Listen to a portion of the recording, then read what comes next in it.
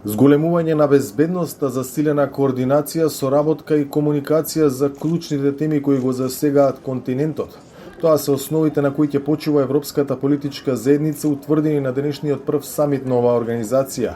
Шефови на држави и влади на 44 земји, од кои 27 членки на Европската унија, присуствуваа на соборот во Прага. Идејата е да се создаде Европска заедница на земји кои споделуваат исти вредности. We will have the occasion to address how we can try to improve the cooperation, the coordination.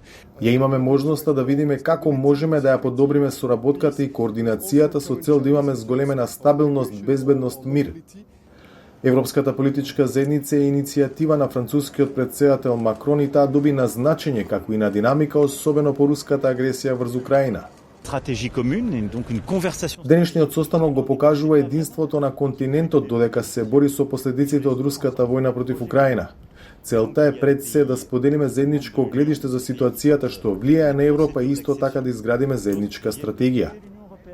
Пораките и од Брисел и од клучните земји членки се дека оваа заедница не представува замена за членство во Европската унија, ниту е закана за процесот на проширување чиј дел е и Северна Македонија, која летово ги почна преговорите за членство. Мислам дека станува збор за процес кој е одвоен од проширувањето. Државите кои сакаат да станат дел од Унијата мислат дека ова е алтернатива, а всушност не е. Ова е платформа, база во која европските лидери ќе разговараат за главните прашања. Денеска тема се Украина и безбедноста во Европа и се што е поврзано со енергетиката, економијата, климатските промени.